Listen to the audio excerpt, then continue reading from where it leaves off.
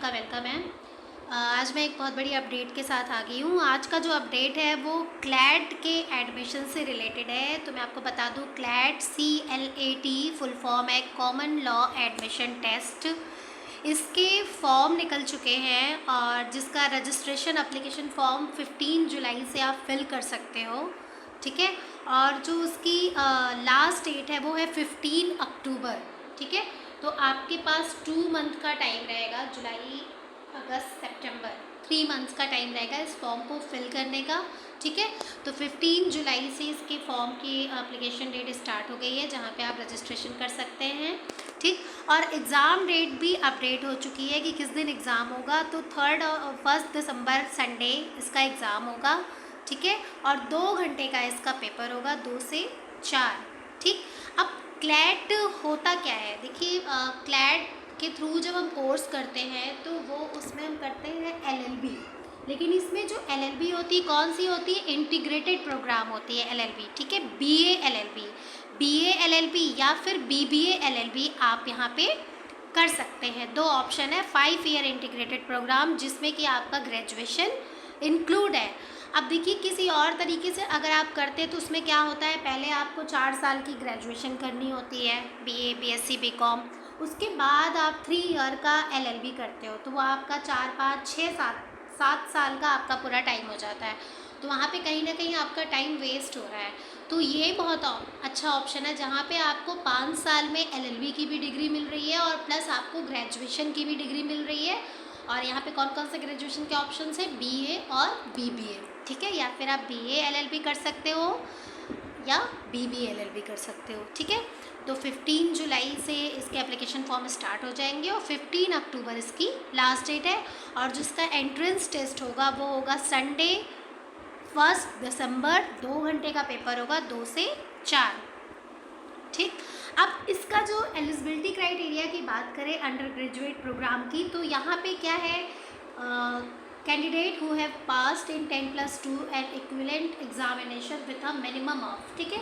तो इसमें क्या है, जो जनरल कैटेगरी है, जनरल या फिर OBC कैटेगरी जो है उसका मिनिमम जो है 45% मार्क्स होना चाहिए 12th में, वही बच्चा इस फॉर्म के लिए एलिजिबल है।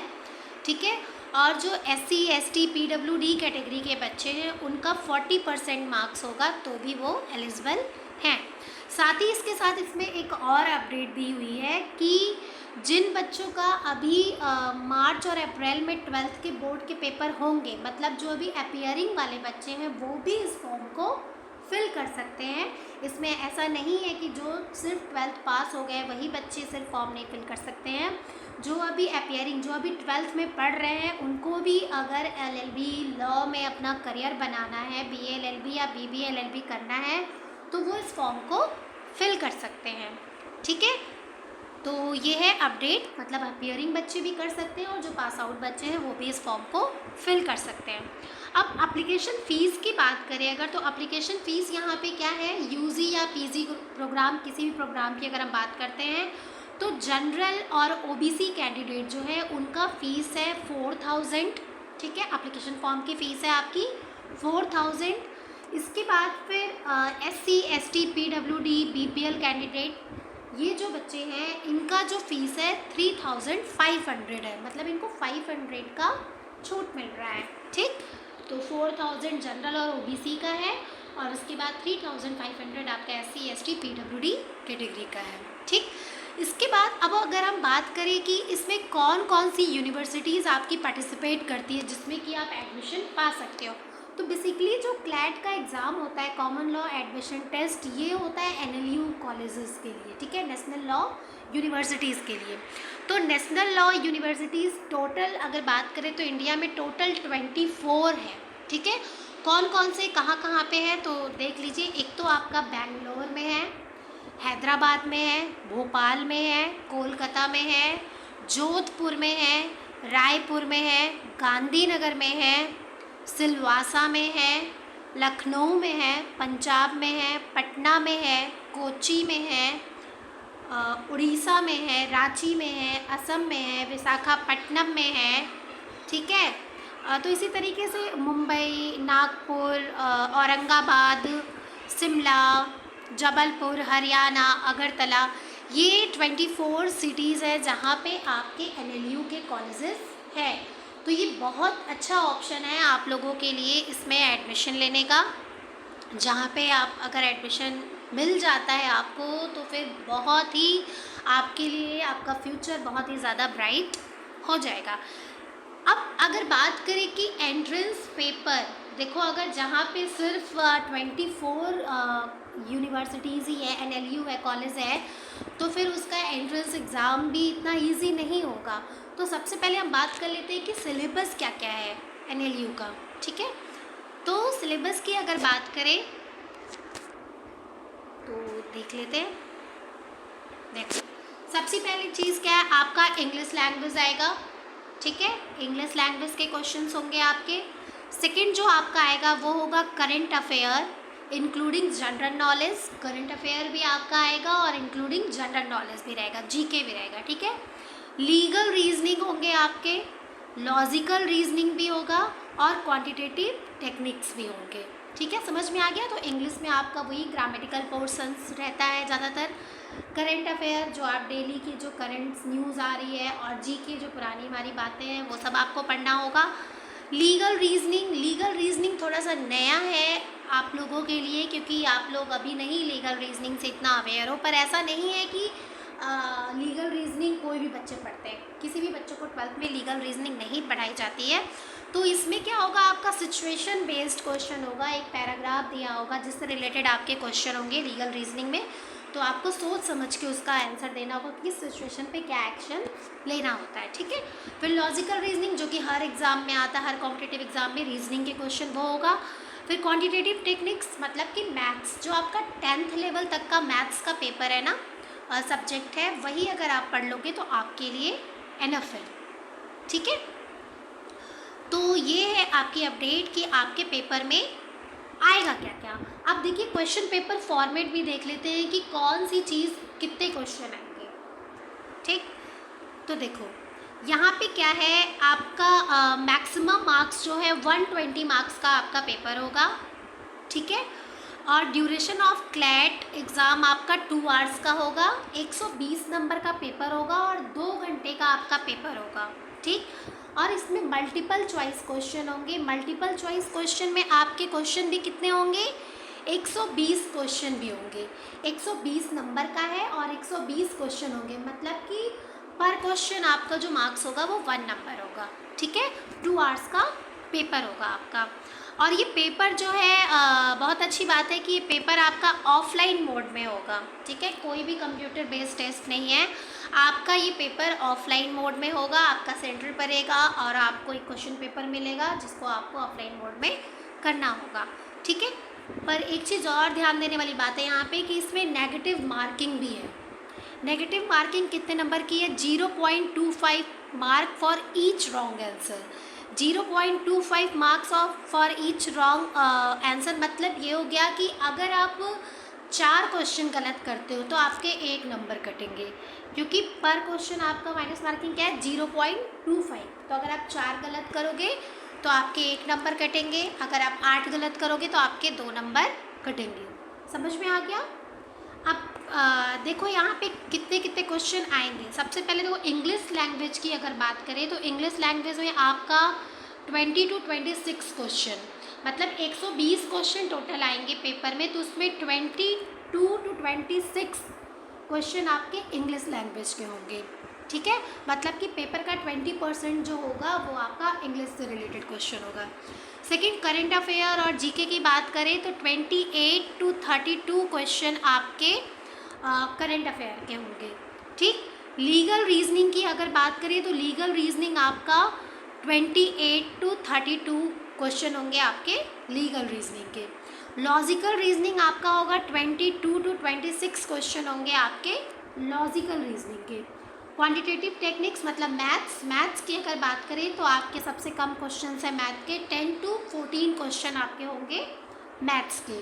तो ये है आपका लेवल कि कितने क्वेश्चन कौन से सब्जेक्ट से आएंगे। टोटल 120 क्वेश्चन है और 120 मार्क्स का पेपर है और 2 घंटे का पेपर है। तो 2 घंटे में कितने मिनट होते हैं? 1 घंटे में आपका 60 मिनट होता है, तो 2 घंटे में मतलब कितना हुआ? 120 मिनट। मतलब कि अगर ऑन एवरेज देखा जाए यहाँ पे, तो आपका एक क्वेश्चन पे 1 मिनट आपको मिलेगा। ठीक है, तो बहुत अच्छी बात है।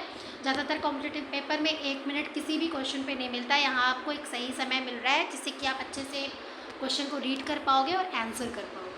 ठीक, अब हम थोड़ी सी बात कर लेते हैं कि आपको किस तरीके से क्लैट के एग्ज़ाम की प्रिपरेशन करनी है, क्योंकि अगर प्रिपरेशन नहीं करोगे तो एग्ज़ाम क्वालिफाई करना इतना आसान नहीं है। तो देखो, सबसे पहले अगर बात कर ले इंग्लिश की, इंग्लिश वाला जो आपका पेपर होगा, उसमें उसके लिए अगर बुक की बात करें तो आप किसी भी बुक से पढ़ सकते हो। कोई भी बुक आप जाके मार्केट से ले सकते हो जिसमें ग्रामर पोर्शन दिया हो, वो आप ले सकते हो, वो आपके लिए सही होगा। ठीक है, इसके बाद करंट अफेयर और जीके की अगर बात करें तो सबसे मेन पोर्शन यही है। मैंने आप लोगों को पहले भी बता रखा है कि करंट अफेयर तभी आप प्रिपेयर कर पाओगे जब आप इसके लिए डेली अवेयर रहोगे। तो करंट अफेयर के लिए आपको सबसे फर्स्ट जो है मेन एंड कॉमन कि न्यूज़पेपर रीडिंग स्टार्ट कर दो। डेली का डेली न्यूज़पेपर अगर आप पढ़ोगे तो आपकी रीडिंग हैबिट भी इम्प्रूव होगी और आपका करंट अफेयर जीके दोनों आपका इम्प्रूव होगा। ठीक है, तो न्यूज़पेपर फर्स्ट करंट अफेयर के लिए। सेकंड ये है कि आप जो है प्रतियोगिता दर्पण जो आती है हर मंथ की, वो आप पढ़ सकते हो इसके लिए। ठीक है, या फिर आप जैसा कि मेरे चैनल पे भी आपको डेली के डेली 10 करंट अफेयर और डेली के डेली न्यूज़ बुलेटिन भी आपको मिलता है, वहाँ से आप वो चीज़ भी कवर कर सकते हो। डेली डेली 2 से 3 मिनट आपको लगेगा 10 करंट अफेयर कवर करने में।